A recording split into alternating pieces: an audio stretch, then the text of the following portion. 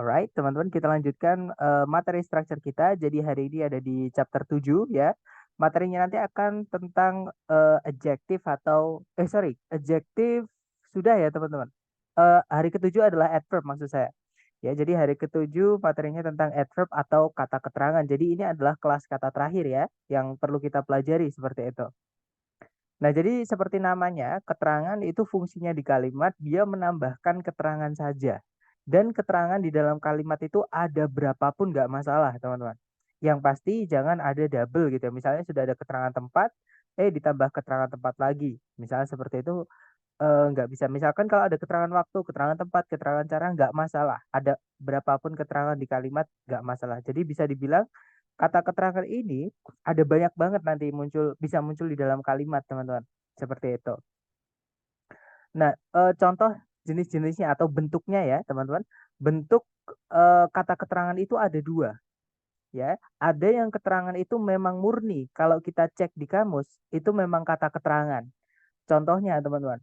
Ada adverb of probability, caranya kita bilang mungkin. Contohnya ada perhaps, possibly, probably, maybe yang nyambung ya. Dan masih banyak lagi yang artinya mungkin.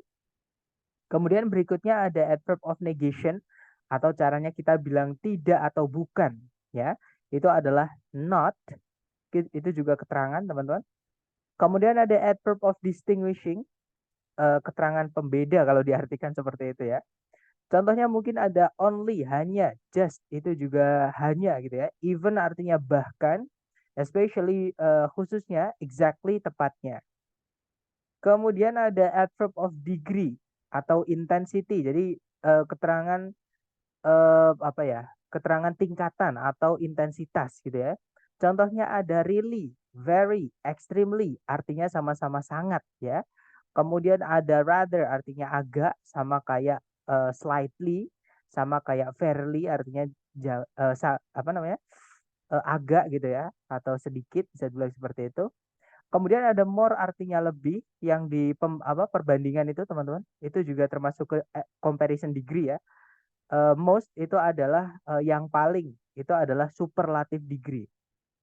Nah, tapi kalau di more sama most, kadang ada yang akhirannya r, kadang ada yang akhirannya s kalau di mostnya.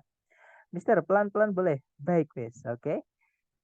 Kemudian berikutnya ada adverb of frequency. Caranya kita menyatakan frekuensi atau seberapa sering gitu ya. Contohnya ada never, tidak pernah, seldom, jarang, usually, biasanya, often, sering, always, selalu, dan masih banyak lagi ya. Kemudian ada adverb of manner atau keterangan cara. Contohnya ada slowly, dengan pelan, beautifully. Jadi kalau misalkan Mister slowly, slowly please. Nah, itu berarti pelan-pelan gitu ya. Slowly itu artinya dengan pelan, beautifully dengan indah, well dengan baik, joyfully dengan riang, dan masih banyak lagi ya.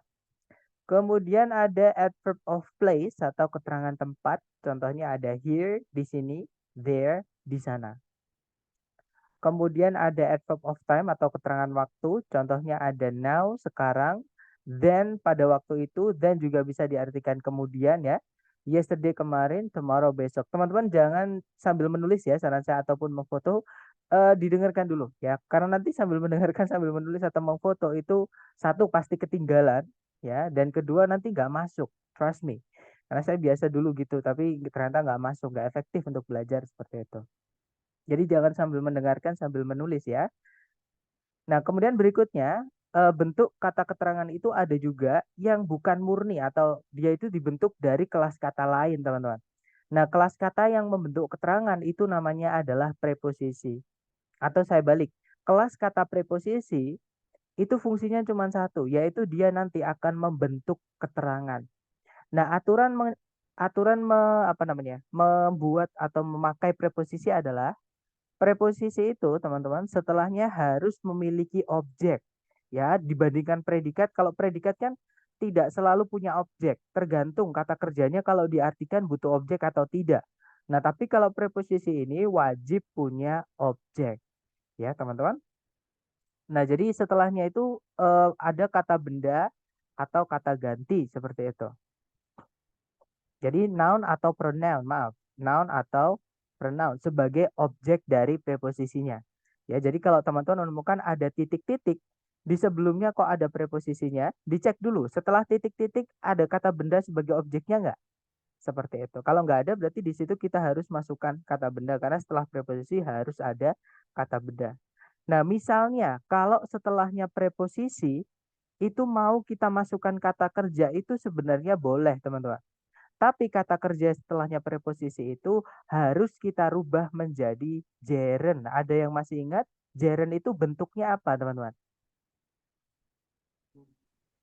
Verb ing. That's right, verb ing ya. Thank you, Miss. Jadi preposisi kalau setelahnya mau diikuti verb itu semuanya harus diikuti verb ing.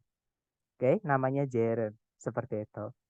Nah, kecuali satu preposisi, teman-teman. Ada satu preposisi yang agak bandel. Dia itu agak beda dari yang lain, yaitu preposisi to.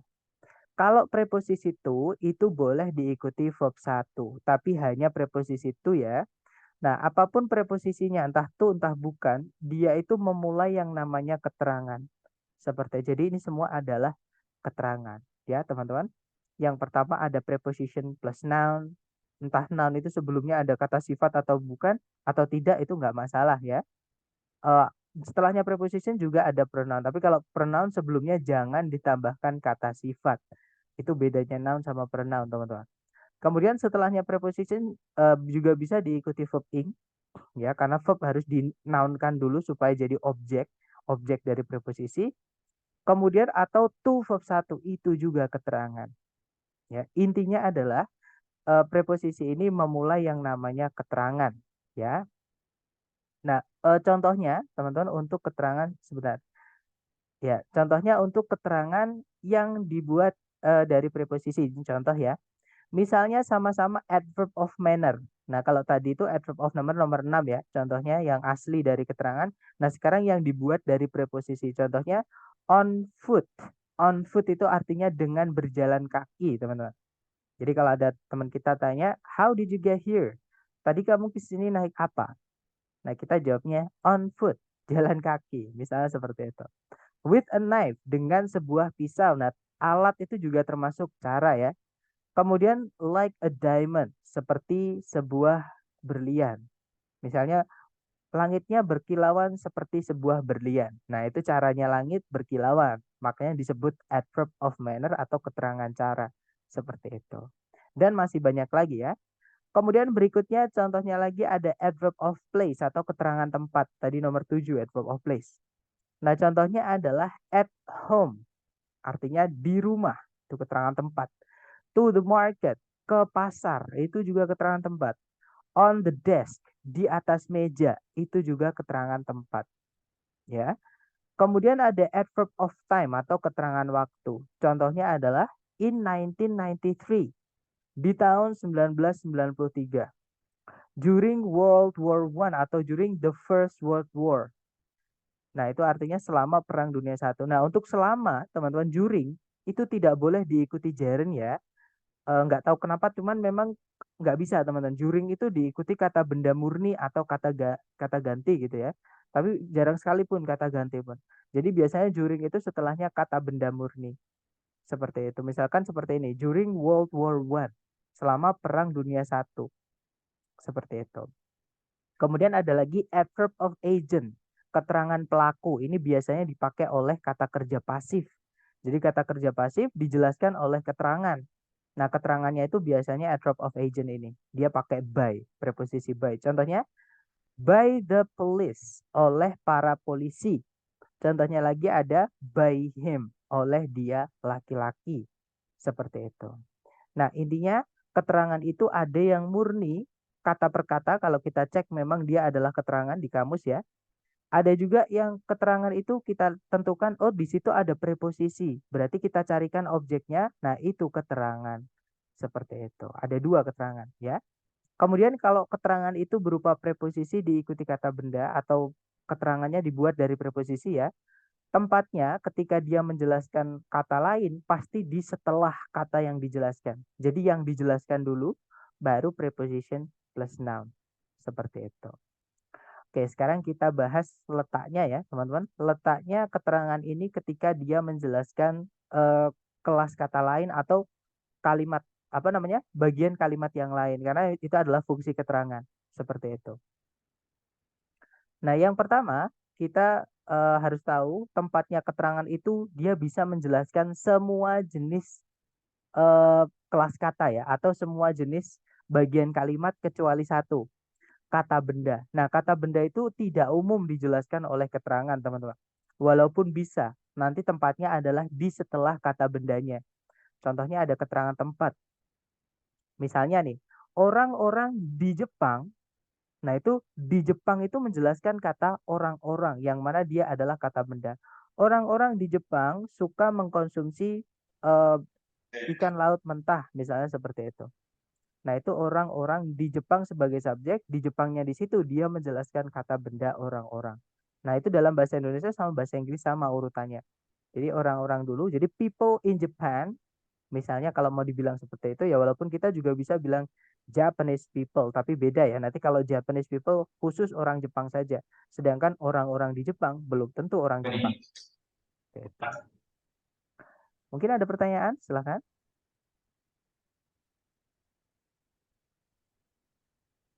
Nggak ada ya? Kalau nggak ada saya mute dulu. Baik, kita lanjutkan teman-teman.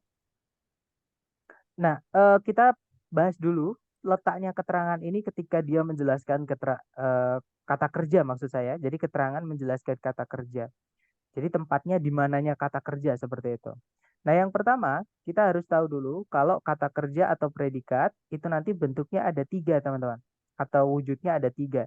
Yang pertama, dia adalah linking verb. Linking verb itu hanya kata kerja syarat saja. Karena dia nggak punya arti, teman-teman.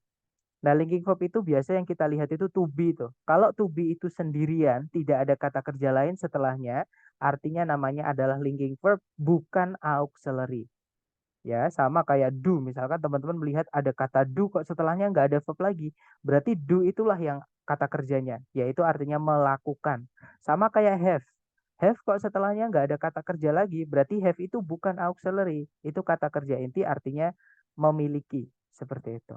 Nah, to be itu juga bisa berdiri sendiri, teman-teman, sebagai linking verb ini. Oke. Nah, kalau predikatnya to be yang berdiri sendiri atau istilahnya linking verb tadi, kalau mau ditambahkan keterangan, harus di setelahnya. Ya, secara grammar atau sinteks, itu letaknya di setelahnya. Jadi to be dulu, baru keterangan. Contoh, teman-teman. I am here. Saya di sini. Ya kan? You are beautiful. Tapi beautiful bukan keterangan ya, beautiful kata sifat. Contohnya adalah you are in my heart. Misalnya, kamu di dalam hatiku. Nah, itu kan di dalam hatiku juga keterangan tempat. Misalnya seperti itu. Jadi to be dulu baru keterangan. Oke. Kemudian kalau predikatnya berupa kata kerja tunggal itu kata kerja tanpa auxiliary, teman-teman. Yaitu verb 1, verb SIS, ataupun verb 2. Nah, karena verb 1, verb SIS, verb 2 itu tidak harus nempel dengan si subjek, ya, maka dia keterangan nanti boleh diletakkan di sebelumnya, boleh juga di setelahnya, teman-teman. Jadi boleh keterangan dulu baru verb atau verb dulu baru keterangan, tergantung jenis keterangannya, ya. Contohnya, teman-teman, I always come on time. Saya selalu datang tepat waktu. Selalu menjelaskan kata datang, tempatnya di sebelumnya datang. On time karena dia berbentuk preposisi noun, maka tempatnya adalah di setelahnya kata yang dijelaskan. Jadi boleh sebelumnya, boleh setelahnya. Ya, tergantung jenis keterangan dan bentuknya seperti itu. Kemudian contoh terakhir atau kata kerja terakhir itu ada auxiliary dengan kata kerja atau verb. Nah, auxiliary-nya adalah kata kerja bantu ya. Contohnya ada would consider atau kan misalkan had been invented dan sebagainya. Nah, nanti kalau misalkan predikatnya berupa auxiliary verb, mau kita tambahkan dengan keterangan, keterangan ini hanya bisa jatuh di setelahnya auxiliary pertama. Intinya gini, teman-teman, dia nggak boleh jatuh di sebelumnya auxiliary pertama gitu aja. Kalau misalnya setelah auxiliary pertama, setelahnya auxiliary kedua, setelahnya auxiliary ketiga, ataupun setelahnya verbnya nggak masalah. Ya, yang nggak boleh cuma satu yaitu di sebelumnya auxiliary pertama. Kenapa, Sir? Karena subjek sama auxiliary pertama itu biasanya bisa disingkat, teman-teman. Contohnya I will jadi I'll. Contohnya I am jadi am. Contohnya eh contohnya apa lagi? Misalkan I have itu I've. Jadi karena subjek sama auxiliary pertama itu kalau di speaking itu disingkat, nah maka di tengah-tengahnya jangan dimasuki apapun karena nanti jadi nggak bisa disingkat lagi. Jadi letaknya keterangan ini diletakkan di setelah auxiliary yang pertama, ya. Nah, contohnya adalah the world is slowly changing, bukan the world slowly is changing. Nggak enak ya. Jadi the world is baru keterangan changing atau slowly ditaruh setelahnya verbnya nggak apa-apa. The world is changing slowly. Seperti itu. Oke, nanti kalau diartikan dunia ini perlahan berubah seperti itu. Nah, tadi saya menyebutkan auxiliary. Apa itu auxiliary? Nah, auxiliary itu kata kerja bantu ya, teman-teman. Jadi dia adalah kata kerja, tapi fungsinya hanya membantu. Membantu siapa? Membantu kata kerja lain. Jadi auxiliary ini harus ada kata kerja lain setelahnya. Nah, auxiliary itu ada 4 keluarga besar. Yang pertama dari keluarganya do, anggotanya adalah do, does, atau did. Nah, kata kerja setelahnya nanti haruslah verb 1 atau verb murni asli ya, jangan ditambah-tambahi seperti itu. Nah, kemudian kata kerja bantu kedua itu dari keluarganya to be. Kita punya is, am, are, kemudian was, were, be, been, being. Nah, dia bisa diikuti verb ing ataupun verb 3. Tergantung nanti maknanya aktif atau pasif. Karena materi hari ketiga ya, teman-teman. Kalau ada to be diikuti verb 3 itu pasif. Tapi selain to be verb 3 itu aktif semuanya. Kemudian kata kerja bantu ketiga kita memiliki have, artinya sudah atau telah. Contohnya ada have, has, had atau keluarganya gitu ya. Nah, verb yang dibantu adalah verb 3 ya. Dan yang terakhir ada modal auxiliary atau modal lah bisa dibilang gitu. Modal ini setiap kata artinya kebanyakan beda, teman-teman. Will, akan, shall, bisa akan, bisa harus, can, dapat, boleh, bisa, mampu, apalagi mungkin juga bisa can itu. Kemudian ada must itu pasti juga, harus juga. May itu artinya boleh, mungkin, ya boleh atau mungkin gitu ya. Might artinya mungkin, should artinya sebaiknya, could artinya dapat tapi di masa lalu ya. Would artinya akan tapi tidak dilakukan. Nah, apapun modalnya, setelahnya modal itu harus diikuti verb 1. Kalau teman-teman lihat tidak ada verb 2, tidak ada juga verb SIS ya. Karena verb 2 sama verb SIS tidak boleh dibantu oleh auxiliary. Verb 2 sama verb SIS itu kata kerja tunggal, teman-teman. Ya, seperti itu. Jadi kalau teman-teman menemukan ada misalnya have terus setelahnya ada verb ed. Nggak mungkin verb ed setelahnya have itu verb 2. Ya, kemudian ada to be diikuti misalnya verb ed setelahnya. Nggak mungkin verb ed itu verb 2, pasti verb 3. Karena verb 2 tidak boleh pakai auxiliary. Begitu juga verb SIS, teman-teman. Seperti itu, ya. Oke, kita balik lagi ke keterangan. Nah, keterangan itu selain menjelaskan predikat, dia juga bisa menjelaskan bagian kalimat yang lain. Nah, yang pertama, kemarin kan kita sudah belajar kata sifat, teman-teman. Di sebelumnya kata benda ya, tempatnya. Nah, kata sifat sebelumnya kata benda itu pun bisa disisipi oleh keterangan. Nah, itulah keterangan gak enaknya dia bisa nyelip-nyelip di mana-mana. Nah, nanti tergantung jenisnya ya, tempatnya di mana. Contoh nih, kita punya kata sifat determiner, deskriptif atau epitet sama nama ajang kemarin kan. Nah, itu bisa disisipin keterangan di sini, teman-teman. Jadi di sebelumnya determiner itu boleh ada keterangan dari keluarganya adverb of probability dulu ya. Kemudian adverb of negation, setelahnya juga boleh diisi adverb of distinguishing. Nah, baru setelah determiner atau sebelumnya deskriptif itu juga boleh disisipi oleh keterangan. Nah, keterangan itu biasanya yang mensisipi sebelum deskriptif ya. Ada pembanding most artinya yang paling. Contohnya the most expensive, yang paling mahal. Misalkan lagi a more difficult misalkan. sebuah a more difficult task misalkan, sebuah tugas yang lebih sulit kalau diartikan seperti itu. Nah, setelahnya adverb of degree juga boleh diikuti adverb of frequency. Contohnya common. Nah, tapi frekuensi ini hanya bisa setelahnya diikuti keluarganya deskriptif yang sebentar teman-teman. Kenapa Zoom saya kok ini ya? Kok jadi basic ya? Sebentar. Padahal harusnya 1 bulan. Nanti saya coba ini ya. Sebentar ya, teman-teman. Karena ada peringatan Zoom kita akan berakhir di dalam 10 menit. Sebentar, saya cek habis ini ya. Oke, saya ulang lagi. Jenis kata sifat yang bisa diikuti oleh frekuensi itu biasanya adalah dari keluarganya participle atau verb ing atau verb 3. Ya, seperti itu. Nah, kita lanjut. Nah, kata benda itu juga bisa, teman-teman, dijelaskan oleh kata keterangan.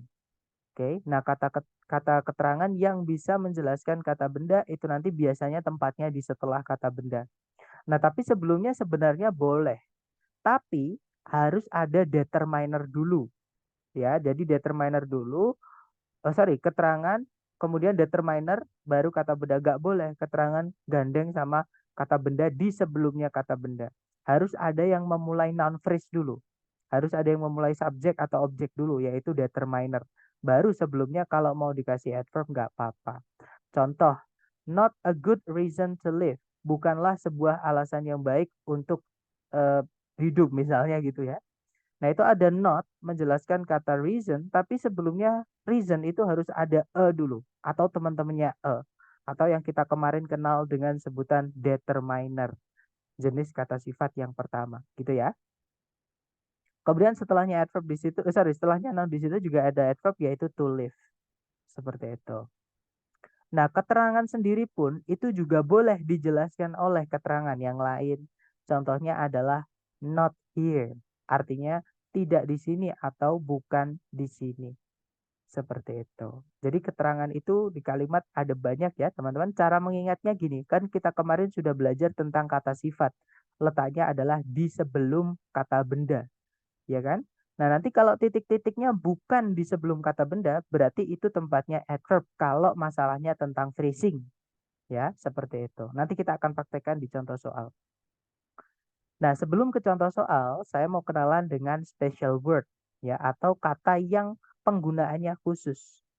Nah, kata penggunaan khusus yang pertama kita punya really sama very, teman-teman. Nah, really sama very itu artinya sama, yaitu sangat ya. Dia juga dari kategori yang sama, yaitu adverb of degree. Jadi keduanya ini juga keterangan adverb of degree. Tapi ada perbedaan penggunaan. Dan ini kadang keluar di soal yang asli TS. Nah, perbedaannya apa? Perbedaannya adalah very ini atau sangat yang artinya very ini tidak bisa menjelaskan kata kerja, teman-teman. Ya, contoh, aku sangat ingin pergi ke pantai.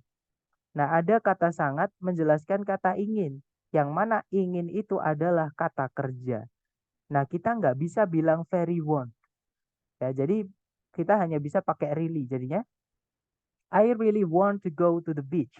Saya sangat ingin pergi ke pantai. Nah, kemudian yang berikutnya, aku sangat lelah. Nah, lelah itu adalah kata sifat, bukan kata kerja. Maka kita bisa pakai very, bisa juga pakai really. Ya, jadinya I am really tired itu boleh atau I am very tired itu juga boleh. Berikutnya ada aku tidak begitu mengerti tentang berita itu. Nah, kalau ditranslate I don't really know about the news. Karena know itu kata kerja atau verb ya, nggak bisa pakai very, teman-teman. Berikutnya ada liburan lalu benar-benar menyenangkan atau sangatlah menyenangkan. Nah, menyenangkan itu kata sifat. Maka boleh pakai very, boleh juga pakai really. Jadi kalau ditranslate, last holiday was really exciting atau last holiday was very exciting. Boleh, dua-duanya nggak masalah ya. Kemudian contoh terakhir, jadi kamu benar-benar mempercayai apa yang dia katakan tadi. Nah, benar-benar di situ menjelaskan kata kerja mempercayai, kita nggak bisa pakai very, hanya bisa pakai really ya. Jadinya, so did you really believe what she said? Seperti itu. Kemudian special word yang kedua itu adalah enough, artinya cukup. Nah, ini masalahnya di penempatan saja, teman-teman. Cukup atau enough ketika dia menjelaskan benda, tempatnya adalah di sebelumnya benda. Tapi kalau enough itu menjelaskan selain benda, tempatnya adalah di setelah yang dijelaskan. Contoh, teman-teman. Aku tak punya cukup uang untuk membeli mobil itu. Nah, cukup di sini menjelaskan kata uang ya. Jadi jumlah uangnya nggak cukup. Jadi uangnya nggak cukup gitu ya. Nah, maka dia menjelaskan kata benda. Maka tempatnya di sebelum kata benda nanti. Enough dulu baru kata benda. Enough dulu baru money. Jadi kalau ditranslate, I don't have enough money to buy the car. Seperti itu. Kemudian yang kedua, Diana cukup berani untuk menantang Rudolf. Nah, cukup menjelaskan kata sifat berani. Karena yang dijelaskan kata sifat bukan kata benda, nah maka kita bisa letakkan di setelahnya. Jadi kalau ditranslate, Diana is brave enough to challenge Rudolf. Bukan enough brave ya, teman-teman, karena brave bukan kata benda. Nah, contoh terakhir, dia cukup mahir berbahasa Inggris. Itu kalau ditranslate, he is good enough at English. Karena good itu kata sifat, bukan kata benda. Ya. Kemudian ada tambahan, teman-teman. Enough ini tidak bisa menjelaskan kata lain yang artinya sama-sama cukup. Nanti jadi pemborosan makna atau istilahnya pleonasm. Ya. Contohnya sufficient enough. Itu dianggap pemborosan. Artinya cukup-cukup. Walaupun secara grammar benar urutannya ya, tapi secara makna salah. Adequate enough juga sama. Cukup-cukup atau cukup memadai. Itu kalau dalam bahasa Inggris dianggap pemborosan. Pemborosan makna ya. Seperti itu. Kita lanjut lagi ke nomor berikutnya. Nah, special word yang berikutnya adalah penggunaan kata ever, teman-teman. Ever yang biasa kita artikan pernah, itu tidak bisa dipakai di kalimat positif biasa. Dia hanya bisa dipakai di kalimat yang ada superlatifnya atau yang paling. Caranya kita bilang yang paling itu adalah the most. Contohnya ya, platypus adalah hewan yang paling aneh. Nah, nanti kalau ditranslate, platypus is the weirdest animal ever. Nah, itu pakai ever nggak apa-apa karena ada the weirdest. Nah, itu superlatif, teman-teman. The most seperti itu ya. Kemudian di kalimat tanya juga boleh pakai ever. Contoh, apakah kamu pernah ke Kawah Ijen? Nah, itu kalau ditranslate, have you ever been to Kawah Ijen? Pakai ever nggak apa-apa karena dia kalimat tanya. Nah, kemudian kalimat negatif juga bisa pakai ever. Contohnya, tak satupun yang pernah dibuat manusia itu bertahan selamanya. Kalau ditranslate, nothing's ever built to last. Dari lagunya 21 Guns ya, lagunya Green Day kalau saya nggak salah. Atau Second Hand, Green Day kalau nggak salah ya.